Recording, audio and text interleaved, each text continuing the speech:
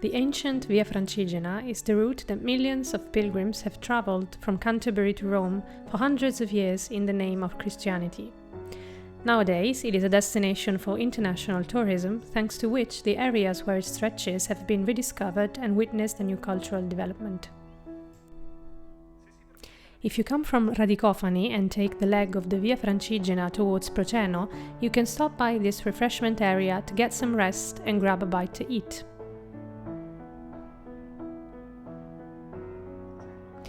Proceno is the first village encountered by pilgrims when crossing the border between the Great Duchy of Tuscany and the Papal State. The Via Francigena is one of the most evocative itineraries to cross when reaching Proceno by feet or by bike, but it is also a path for spiritual meditation.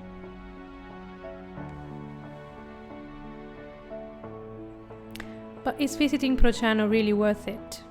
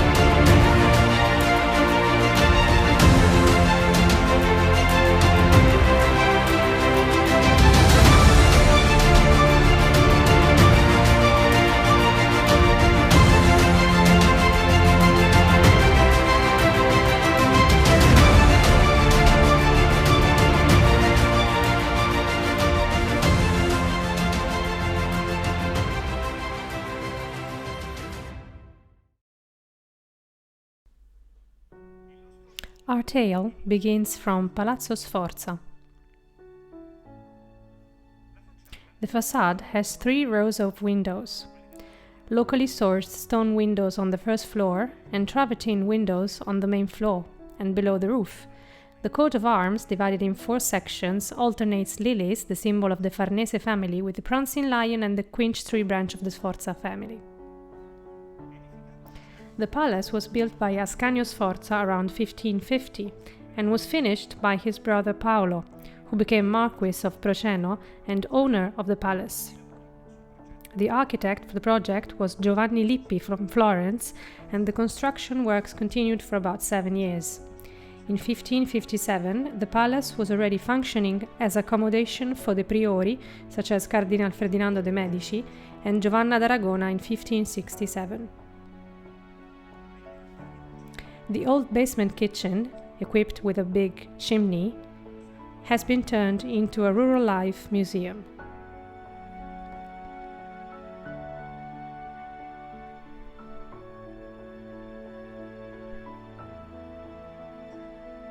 The origins of Proceno, municipality in the Northern Lazio region, in the province of Viterbo, date back to the Etruscan age. During such period, the settlements in this area had a significant increase. This was certainly due to the role of the village as a link between the area of Vulci, one of the main Etruscan cities in the area, and Chiusi, which along with Orvieto was the main point of trade around the Tiber River.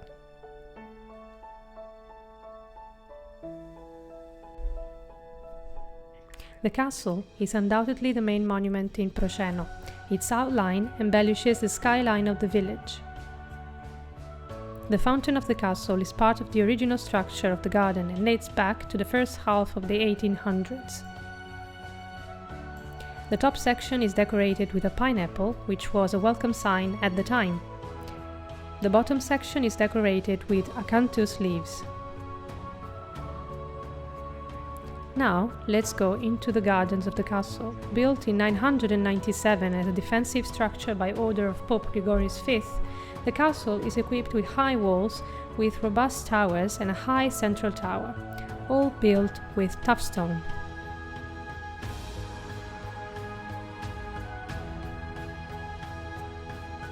The castle was a house to many generations, and since 1644 it has been owned by the Cecchini family, currently Bisoni Cecchini.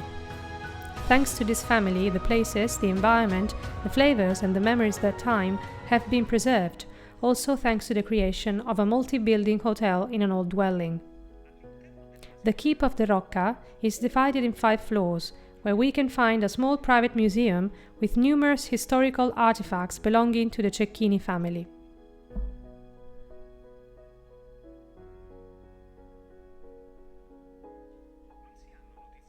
The information about the construction of the church is not certain.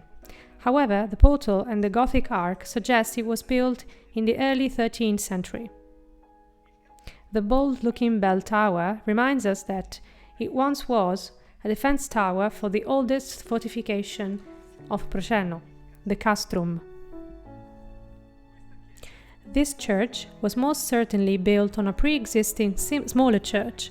Its initial plan was a single nave, and it had a wood truss roof covered by tiles painted with rhomboid shapes. Some remains of the tiles can still be found in the roof of the small side naves.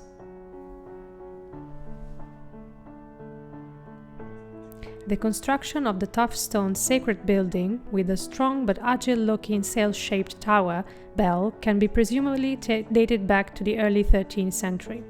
It is a significant example of Gothic style, simple and majestic at the same time.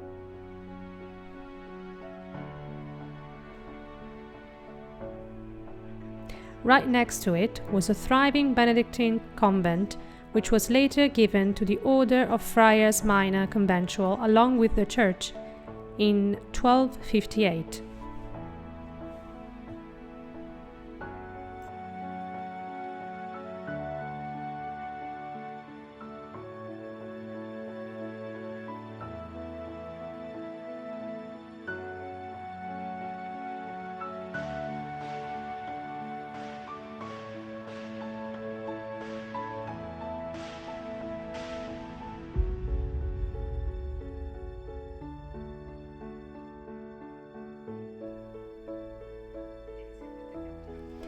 Initially called Old Gate, it can be dated back to the same year when castle was built, i.e. 997.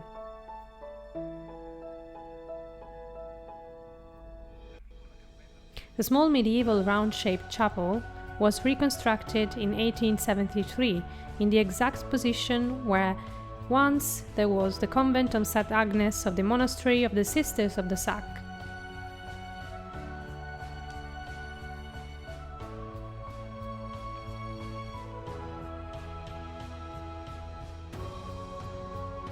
This convent was also called Monastery of St. Peter, but nothing remains of it except the memory of the place where the olive tree and the orchard were located, both traces of the miraculous communion received by St. Agnes for 10 consecutive Sundays from an angel.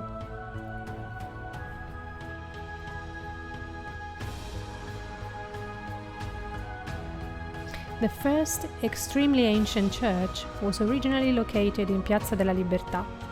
It was destroyed by order of the Bishop of Savannah between 1762 and 1773. Don Giacomo Cappelloni started the construction of the new church in the current location in 1770. The church was then consecrated in 1773.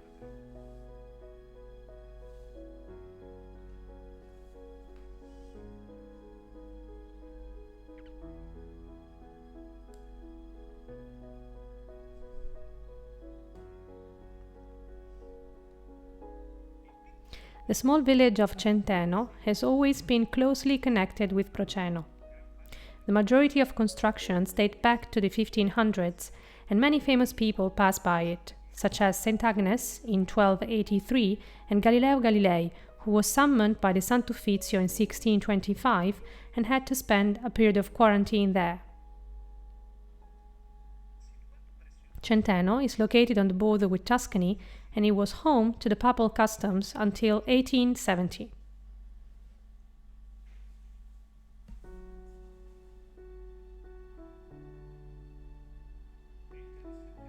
Interestingly, the fountain basin once supported the pole where people sentenced to death by hanging were executed on the so-called Poggio delle Forche, the gallows hill.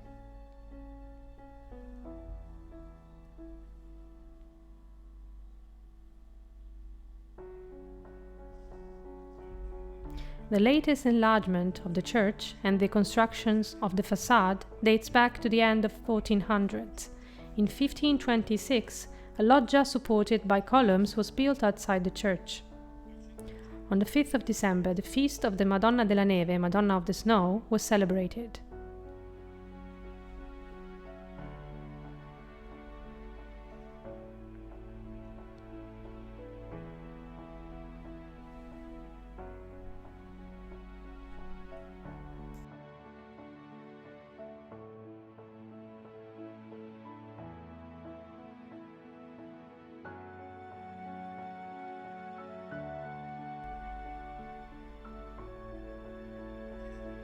The Church of the Lily was built at various times surrounding an old niche with the image of St. Mary, which then was included in the main altar.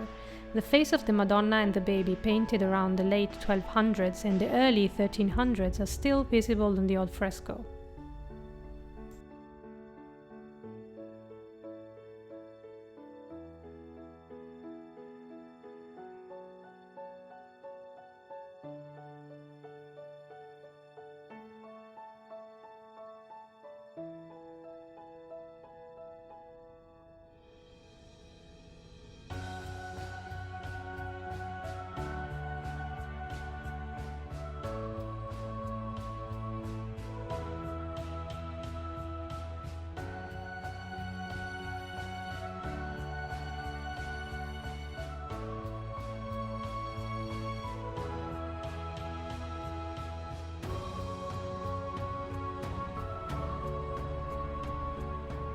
Every season here comes with its own intense palette of colors, and the surrounding hilly landscape conveys this exceptional beauty.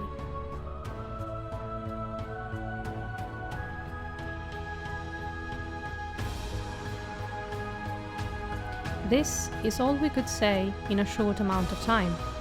Come and see the rest of it.